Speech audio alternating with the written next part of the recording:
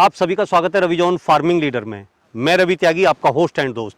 मेरे सभी बुजुर्ग और किसान साथियों को मेरा राम राम। तो किसान साथियों, आज हम आ गए हैं एक ऐसी जगह जहां एक मेरे किसान भाई कर रहे हैं 6 एकड़ में बिना केमिकल, बिना फर्टिलाइज़र के जो है बहुत ही अच्छी और शुद्ध और साफ खेती।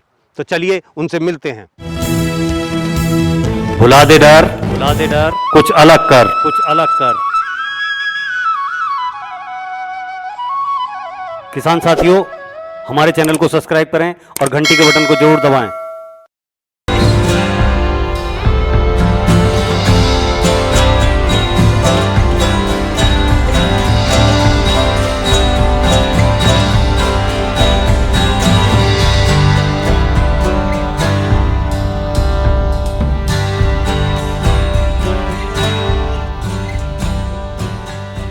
भाई जी, आपका बहुत बहुत स्वागत है हमारे रविजॉन फार्मिंग लीडर में।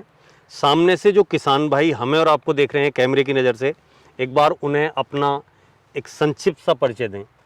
रवि भैया, बहुत बहुत स्वागत है आपका। हम खड़े हुए हैं यहाँ पे, ये काजला नेचुरल फार्म है जी। और गांव भटीपुरा है, ये गढ़ रोड में, मेरठ में। नाम मेरा नितिन काजला है और ये 6 एकड़ का मेरा फार्म है और इस पे मैं पिछले 7-8 सालों से 100% ऑर्गेनिक फार्मिंग ही करता हूँ मैं इसमें जी। तो नितिन जी, अगर हम पहले कुछ बेसिक बातें कर लें तो अच्छा है। हाँ जी कि आज जो है बहुत कुछ भ्रमित किया जा रहा है जी। ऑर्गेनिक के क्षेत्र में। नेचुरल के नाम पे सब ने अलग अलग जैसे अलग अलग पंथ बना दिए। कोई कह रहा है कि प्राकृतिक, कोई ऑर्गेनिक, कोई नेचुरल, कोई कुछ बहुत वैदिक। तो मतलब क्या कुछ ऐसा होता है कि मैं जो यहाँ आया, मुझे पता लगा कि आप 100% तरीके से इस काम को कर रहे हैं। लेकिन बहुत सा क्या है, बहुत से लोगों का फ़ोन आता है मेरे पास कि हमें ऑर्गेनिक खेती करने वाले लोगों से मिलाओ। हाँ। और हम उनसे प्रोडक्ट खरीदना चाहते हैं। तो कई बार क्या है कि हमें ही समझ में नहीं आता कि भाई अगला वाला कर क्या रहा, क्या नहीं कर रहा है। हाँ। तो इसी लालसा में और इसी जो है चीज़ को देखने के लिए कदम जो है आप तक उठ गए। इसमें भैया ये है कि हमें किसानों को भी ये चीज़ थोड़ी सी समझनी पड़ेगी, देखनी पड़ेगी जी। ऑर्गेनिक कहें, नाम कुछ भी कहें, चाहे वो जीरो बजट हो, ऑर्गेनिक हो, वैदिक हो, जैविक हो, कुछ भी हम कह सकते हैं। बिल्कुल। मेन मकसद हमारा किसान के तौर पे ये होना चाहिए कि हमारी जो ज़मीन है, इस ज़मीन को समृद्धि मिले, इसकी ताकत बढ़े, जो हमने खो दी इतने केमिकल डाल के, जहर डाल के। और कोई भी ऐसी चीज़ इसमें ना डले जो प्रकृति के विरुद्ध हो। बिल्कुल। लाइक सिंथेटिक, मैं अगर उसको कहूँ कि भाई सिंथेटिक कोई भी चीज़ ना डाल के, प्रकृति ने जो हमें संसाधन उपलब्ध कराए हैं हमारे खेत के आसपास, हमारे गौशाला में, या हमारे जो गोबर खाद का एरिया है, जो भी मतलब हमारे पास कुछ वेस्टेज चीजें हैं, जो हमारे पास प्राकृतिक संसाधन है, उसका इनमें प्रयोग हो जी। दूसरी चीज, किसी भी तरह का कोई भी सिंथेटिक केमिकल प्रयोग ना हो, और जो हमारा उत्पाद आए वो पौष्टिक भी हो।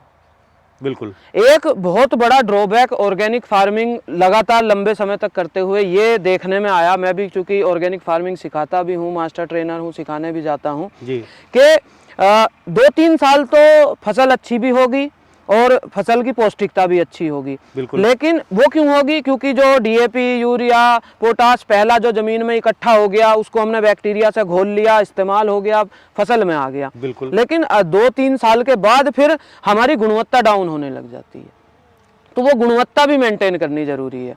उसके लिए हम जो फसल का अवशेष है उसमें पोषक तत्व होते हैं, और मोस्टली वो पोषक तत्व होते हैं जो खरपतवार का अवशेष है उसमें, इन सब चीज़ों में जो पोषक तत्व होते हैं वो फसल को मिलेंगे तो पोषकता उसकी कंप्लीट रहेगी। साथ ही साथ इसमें ना जाएं हम कि भाई मैं तो जीरो बजट खेती करता हूँ, एक गाय से 30 एकड़ खेती करूंगा, किसी ने मुझसे कह दी, या मैं ऑर्गेनिक खेती करता हूँ, मैं तो वर्मी कंपोस्ट ही डाल लूंगा।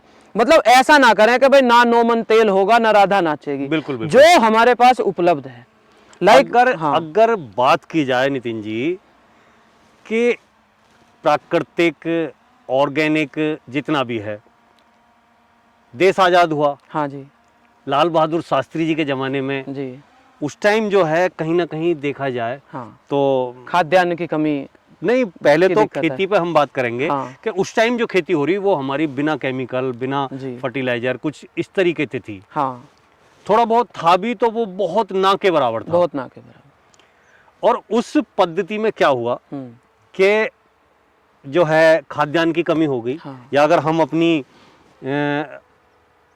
घरेलू जो हमारी भाषा है उसमें कहें तो मतलब कि अकाल पड़ गया। जी।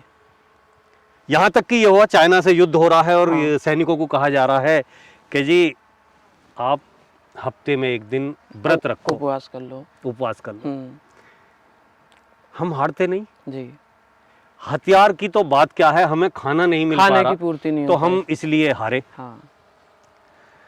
अगर बहुत ज्यादा हम्म, इसी पे जोर दे दिया गया कि हाँ। जीरो बजट, हम्म, या मतलब एक गाय 40 बीघे करेगी या 30 बीघे करेगी, हाँ। तो अगर हम इस पे पूरी तरह आधारित हो जाएं तो कहीं ना कहीं वो दिन फिर खाद्यान्न की दिक्कत आ सकती है। खाद्यान्न की आप- दिक्कत जैसा आ आपने जाएगी। कहा। और फिर अब लाल बहादुर शास्त्री जी तो नहीं हैं, हम्म।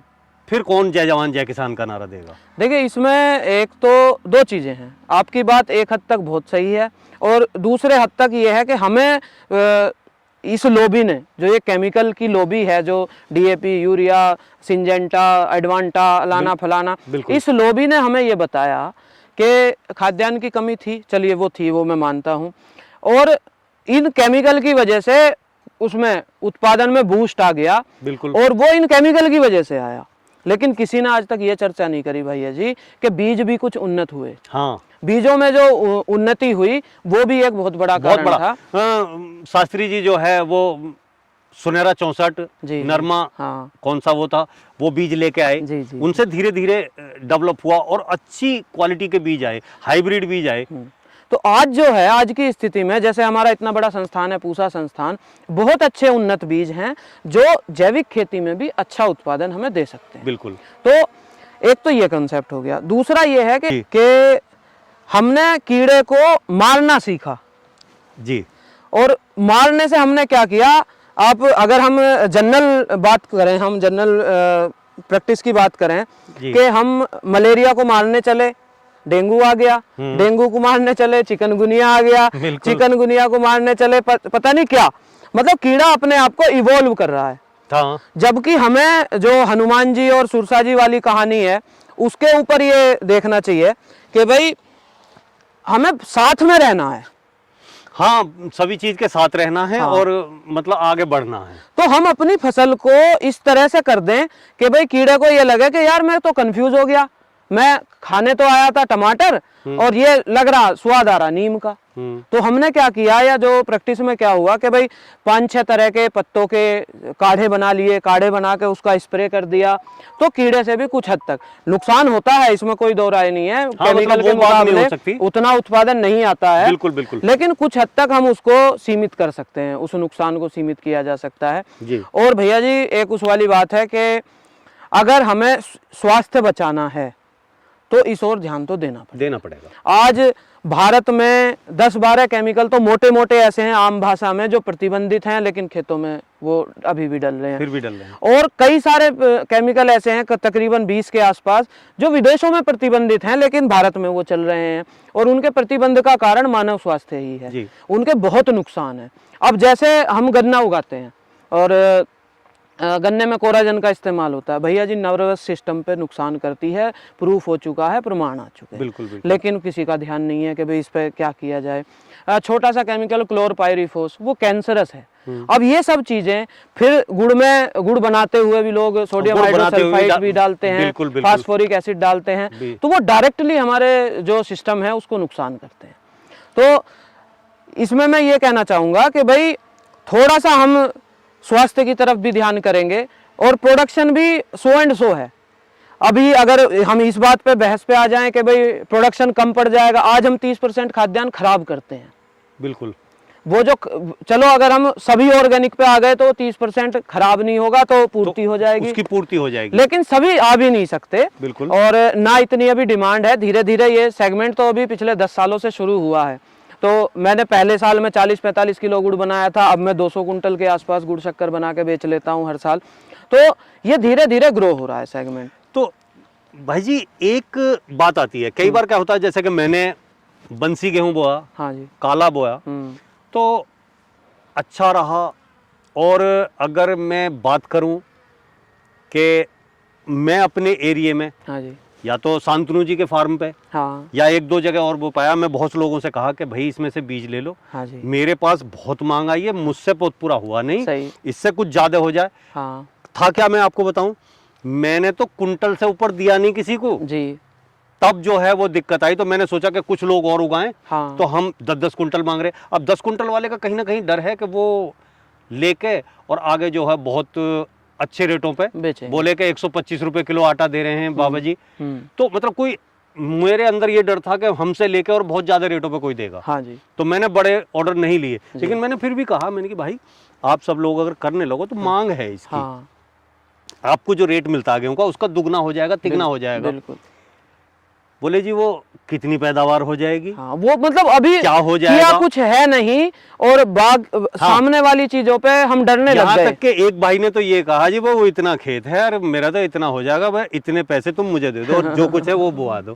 तो कहीं ना कहीं किसानों में ऑर्गेनिक को लेकर कहीं डर भी है कि भाई इनकी बातों में आके हम करें और हम पिट जाएं। एक्चुअली तो इसके बारे में आप क्या कहना चाहेंगे, जैसे आप कर रहे हैं, आपको तो एक्सपीरियंस है। उसका कारण ये है भैया जी कि कुछ पिछले समयों में किसी और तरीके से, ऑर्गेनिक के नाम पे नहीं, किसी बीज के नाम पे या किसी खेती की कॉन्ट्रैक्ट फार्मिंग के नाम पे काफ़ी बार किसानों के साथ धोखा हुआ जी, और आपको पता है कि बुरी बात तो जंगल की आग की तरह फैलती है। बिल्कुल बिल्कुल। तो किसानों में एक अजब सा डर रहता है कि भाई पता नहीं क्या होगा, लेकिन उसका ये तरीका है कि हम किसान को ये कहें कि भाई बेचने पे ना जा, तू सबसे पहले अपने खाने के लिए उगा ले। हाँ, अपने खाने के लिए उगा ले और अपने बच्चों को तो अच्छा खिला ले। अच्छा खिला ले, तो उसका एक वो प्रोडक्शन वाला डाउट भी क्लियर हो जाएगा कि चल भाई 10 मना ना निकल रहा, 8 मना निकल रहा, तो फिर वो 8 महीने से कैलकुलेशन भी कर लेगा। जब वो अपने परिवार के लिए उगा लेगा तो उगाने की उसकी प्रैक्टिस पूरी हो जाएगी, तब हम उसको मोटिवेट कर सकते हैं कि अब कभी 2 बीघे तू मेरे लिए उगा देना। हाँ, और ये जो एक चीज़ है, ग्राहकों को भी ये इनिशिएटिव लेना पड़ेगा कि हाँ भाई वो ये कह लें किसान को कि जी हम आपका सारा उठा लेंगे। कुछ इनिशियल लेवल पर जैसे आपने कहा किसान चाहते हैं कि दे दे, तो वो अच्छी बात है कि भाई एटलीस्ट श्योरिटी हो जाए कि भाई मेरा माल बेकार नहीं जाएगा, क्योंकि वैसे तो किसान अगर उगा के और घर पे पड़ा रहे तो उसका क्या फ़ायदा। तो अब उसी कड़ी में मैं आपसे ये पुरजोर जानना चाहता हूँ हाँ जी, कि जो आप प्रोडक्शन करते हैं हाँ जी, वो भली भांति आसानी से अच्छे रेटों में हाँ जी, सेल हो जाता है क्या? बिल्कुल भैया जी। मैं चूँकि मार्केटिंग में था, जब मैं जॉब करता था 2014 से पहले 7 साल में फार्मा लाइन में रहा, तो मार्केटिंग का मेरे को एक्सपीरियंस था और थोड़ा थोड़ा ये पता था कि भाई किस तरह से चीज़ को बेचना है, सैम्पलिंग कैसे करनी है। थोड़ा सा हमें, मैं जब भी ट्रेनिंग में जाता हूँ अपने किसान साथियों को कहता हूँ कि 2-3 संस्थान ऐसे हैं जहाँ से हम शुरू कर सकते हैं। एक तो हमारे स्कूल में पढ़े लिखे मास्टर समझदार आते हैं, जैविक को जानते हैं, बैंक हैं, अस्पताल हैं ब्लॉक स्तर के, या हमारे डॉक्टर हैं जिनके पास हम अक्सर मरीजों को दिखाने जाते हैं। तो इन लोगों से हम शुरुआत कर लें, इन्हें टेस्ट कराएं, इन्हें अच्छा लगेगा और यहाँ से धीरे धीरे हम मेरे जानने वाले आप हैं, आपको दिया, फिर आपने किसी और से कह दिया, पब्लिसिटी धीरे धीरे, एकदम से यूं ना करें कि भाई मैंने तो 10 बीघे जैविक कर दिया त्यागी जी के कहने से। हाँ, ना, त्यागी जी के कहने से या नितिन काजला के कहने से ना करें, अपना 2 बीघे करें, अपने संबंधों को इस्तेमाल करते हुए उसकी धीरे धीरे मार्केटिंग करें। जैसे मैंने पहले साल 3 बीघे करा था, दूसरे साल में 9 बीघे किया, फिर तीसरे साल से 3 एकड़ कर दिया और चौथे साल से पूरा 6 एकड़ मैंने किया। तो जैसे जैसे डिमांड आई, मैंने जैविक करते हुए जैविक सामान कभी मील पे नहीं डाला गन्ना। अच्छा, हाँ, मैंने सिर्फ उतना ही उगाया जितना मेरा बिक जाएगा। हाँ, आज मेरा सारा बिक जाता है तो मैं सारे में जैविक करता हूँ। आपको इसमें इस समय 4.5 एकड़ में गन्ना ही 4.5 एकड़ में गन्ना मिलेगा और ये नया वाला 1.25 एकड़ 1.5 एकड़ करीब ये हो गया, तो सारा हमारा निकल जाता है। इसलिए तो नितिन जी आप जो है कौन कौन सी क्रॉप जो है पूरा इसमें कर रहे हैं और वो सारी निकल रही हैं, उसके बारे में थोड़ा बताएं। जैसे भैया जी ये खेत है हमारा, इसमें हमने 5 अक्टूबर को 5 फीट पे ट्रेंच में गन्ना है। हाँ, जैसे कि ये दिखाई दे रहा है 5 फीट ट्रेंच में गन्ना है भैया जी, और बेड के ऊपर ये पीली सरसों है जी। तो ये पीली सरसों हमारी निकल जाएगी फरवरी लास्ट में जी। तो ये सारा तेल में बिक जाएगा। हमारे पास अभी भी जितनी अंदाजन हमें 15 कुंटल के आसपास का सरसों का हमें उत्पादन का वो है कि भाई हो जाएगी 12 से 15 कुंटल जी। और उसमें हमें मोटा मोटी 6-7 ये मान के चलिए आपके 50 से 60% जो हमारा तेल के ऑर्डर हमारे पास ऑलरेडी आ चुके हैं, पेमेंट आ चुका है, एडवांस ऑर्डर, जो हम अप्रैल में सामान देंगे। फिर गन्ने को हम करेंगे, तो गन्ने का भैया जी ऐसी जो भी गुड़ की डली मेरे यहाँ से बिकती है वो टोटल एडवांस पेमेंट पर बिकती है। लोग पहले पैसा डाल देते हैं खाते में, उसके बाद में ट्रांसपोर्ट करता हूँ। अब दूसरा क्या है नितिन जी कि ये तो हो गया किसान का पहलू कि जो है किसान ऐसे आपने समझा दिया कि भाई 2 बीघे 3 बीघे कर करके ऐसे जो है और अपने लोगों तक पहुंच के ये करे। लेकिन जो सामने उपभोक्ता हैं, हाँ जी, उन उपभोक्ताओं से आप क्या कहना चाहेंगे? देखिए उपभोक्ताओं के लिए 2-3 चीजें क्या होता है, मैं आपको रोक रहा हूं जरा, कि इसमें पैदावार तो कम होती है। हाँ भाई हम अगर ज़्यादा कुछ नहीं डालते हैं तो केमिकल या फर्टिलाइजर का जो भी हम इस्तेमाल नहीं करते तो पैदावार कम होती है। और पैदावार कम होने की वजह से थोड़ा रेट होता है, तो वो जो उपभोक्ता है वो सोचते हैं कहीं ना कहीं अरे ये तो बड़ा महंगा है, बड़ा महंगा है। तो उनसे क्या कहना चाहेंगे? देखिए एक चीज़, सबसे पहली बात तो ये है कि अच्छा होगा तो थोड़ा सा तो महंगा होगा, नंबर 1 बात। नंबर दूसरी बात ये है कि जब हम अपने बच्चों के लिए क्वालिटी चाह रहे हैं, हम अपने बच्चों को 1000 रुपये की पार्टी दे रहे हैं डोमिनोज में बैठ के, या मैकडी के बर्गर खिला रहे हैं 200-200 रुपये के, उनकी बजाय अगर हम हमारा मंथली अगर कैलकुलेशन टोटल कोई एक उपभोक्ता साथी जो शहर का मेरा ये वीडियो देख रहा है, अगर वो पूरे महीने का अपना हिसाब लगाए तो वो उसी पैसे में अपने परिवार को ऑर्गेनिक प्रोडक्ट खिला सकता है, पहली बात। दूसरी बात, जब किसान को प्रोडक्शन कम आ रहा है, उसकी कॉस्टिंग ज़्यादा आ रही है, क्योंकि जो काम 50 रुपए का खरपतवार नाशक कर देता है उस काम के 1000-1200 रुपए लेबर लग जाती है। अगर लेबर लगाएंगे तो 1000-1200। ये कोई मजे में महंगा नहीं है ऑर्गेनिक, महंगा पड़ रहा है इसलिए महंगा है। तो किसान को डायरेक्ट आप उसको ले रहे हो तो थोड़ा सस्ता मिल जाएगा। अब जैसे गुड़ है, मैं 110 रुपए किलो दे रहा हूँ, लोग खुशी खुशी ले रहे हैं। वही गुड़ अमेजन पे या दूसरी वेबसाइट पे, बिग बास्केट पे 150-300 तक भी मैंने देखा, 400 आप भी बता रहे थे कि 400-450 रुपए तक। तो किसान से सीधा लेंगे तो डेफिनेटली सस्ता पड़ेगा, और किसान को डायरेक्ट वो भी कर सकते हैं, सपोर्ट भी कर सकते हैं, और किसान को सपोर्ट की जरूरत भी है। दूसरा क्या है नितिन जी कि महंगा कहाँ है, मैं तो कह रहा हूँ फ्री मिल रहा है। कारण क्या है जी, कि जब आप केमिकल या फर्टिलाइजर वाली फसल खाने पीने के बाद में उतना ही फिर बाद में पूरा परिवार जो है, किसी को शुगर है तो किसी का वीपी है तो किसी का कुछ है, किसी का कुछ है। अब जरूरत होगी जब सारा परिवार में कुछ ना कुछ बीमारी धस गई है, तो एक फैमिली डॉक्टर रखना है। बिल्कुल जी, उससे बेहतर है कि फैमिली फार्मर ही ये अब फैमिली डॉक्टर तो रख लेंगे, लेकिन फैमिली फार्मर नहीं रखेंगे। तो जो सामने से जो दर्शक हैं, जो उपभोक्ता हैं, जो नहीं पैदा कर रहे हैं, उनसे कहीं ना कहीं पुरजोर मेरी यही कोशिश है कि देश के किसान को भी इससे बहुत ज़्यादा बल मिलेगा, और हमारे जो नन्हे बच्चे हैं उन बच्चों को भी ऑर्गेनिक जो चीज़ है खा के पी के वो अच्छे बलिष्ठ बनेंगे और अच्छी उनमें बुद्धि विकसित होगी। तो फिर कहाँ महंगा है। हम अपनी पूरी उम्र अपने बच्चों की ज़िंदगी बनाने में, संवारने में लगा देते हैं, और ये चाहते हैं कि हमारा बच्चा खुश रहे, उसकी सेहत अच्छी रहे, तो फिर महंगा कहाँ है।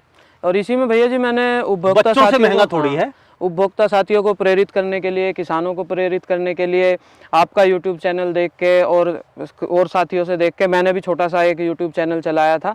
2 लाख के आसपास सब्सक्राइबर हैं उसके। ऑर्गेनिक फार्मर के नाम से मेरा YouTube चैनल है, देख सकते हैं। हाँ, वहाँ अगर कोई विजिट करेंगे तो इन्हें बहुत सारी आपको जानकारी मिल जाएगी, खेती बाड़ी की, उत्पादों की, ये सब चीज़ें उसमें मिल जाएंगी। और गुड़ शक्कर का स्पेशलिस्ट मुझे कहते हैं, पूरा ऑल ओवर इंडिया में काफ़ी अपना गुड़ शक्कर जाता है, तो उसके लिए भी संपर्क करा जा सकता है। तो नितिन जी, जैसा कि ये तो सब आप ऑर्गेनिक कर रहे हैं और जो ऑर्गेनिक प्रोडक्ट हैं वो आप सेल कर रहे हैं। हाँ जी। आगे आने वाले टाइम में आपका क्या प्लान है कि जो है, मतलब ये जो खेती है राम भरोसे या ट्रेडिशनल ना रखे, कुछ ऐसी हो कि लोग प्रेरित हों, आगे बढ़ें, कुछ क्या प्लान है आपका? इसमें एक तो मैं जैसे आपसे डिस्कस कर रहा था, थोड़ा सा हम एग्रो टूरिज्म की तरफ भी जाएंगे, ताकि लोग आएँ यहाँ पे, आके इस माहौल को देखें, घूमें फिरें, और यहीं से फिर उत्पाद लेके चले जाएं। वो एक पूरी फैसिलिटी हम यहाँ पे डेवलप करने का प्रोग्राम है कि भाई रहने की भी व्यवस्था हो, ग्रामीण चीज़ों को लोग देखें, और जैसे हम ही डिस्कस कर रहे थे कि भाई पूरे फार्म के चारों तरफ एक वॉकिंग एरिया हो, आराम से टहलें, सारा काम करें, गायों की कडलिंग करें, दूध निकालें, और बच्चों के लिए अच्छा जीव जंतु यहाँ पे हों, आनंद का एक माहौल बने। हाँ, वो बहुत ज़्यादा ऐसा यहाँ पैदा हाँ, किया है। एग्रो टूरिज्म के ऊपर भी थोड़ा हम काम करने वाले हैं। साथ ही साथ अपनी जो ऑर्गेनिक प्रोड्यूस है उनकी पैकेजिंग पे हम लोग वर्कआउट कर रहे हैं। गुड़ भी पहले खुरपे पहाड़ी बना रहे थे, अब 22 ग्राम क्यूब में भी थोड़ा हमने शुरू किया है और अच्छा रिस्पॉन्स भी है उसका। और सरसों का तेल है, चावल है, गेहूं है, ये सारी फसलें। आटे के ऊपर थोड़ा काम करना है कि भाई मल्टीग्रेन आटा, और इस तरह से अभी तो गेहूं ही लोग ले जाते हैं, तो ज़्यादा लोग नहीं रख पाते कुंटल 2 कुंटल गेहूं, उन्हें तो आटा चाहिए हर 15 दिन में 10 किलो, तो उसके ऊपर भी काम करने का विचार है। तो नितिन जी, आपने इतना सब कुछ बताया और समझाया, देश को अच्छा होगा कि अच्छा खिलाने के लिए आप कोशिश कर रहे हैं जी। और ये सब जानकारी आप मेरे जो किसान भाई हैं उन्हें दी, उसके लिए आपका बहुत बहुत धन्यवाद। बहुत धन्यवाद आपका भैया जी। किसान साथियों, आपने नितिन काजला जी से इतनी अच्छी जानकारी ली। अगर उनकी दी हुई जानकारी और मेरी की हुई कोशिश आपको अच्छी लगी हो तो वीडियो को लाइक करें, शेयर करें, चैनल को सब्सक्राइब करें और घंटी के बटन को जरूर दबाएं। ये वीडियो देखने के लिए आप सभी का बहुत बहुत धन्यवाद। मैं रवि त्यागी, रवि जॉन फार्मिंग लीडर से।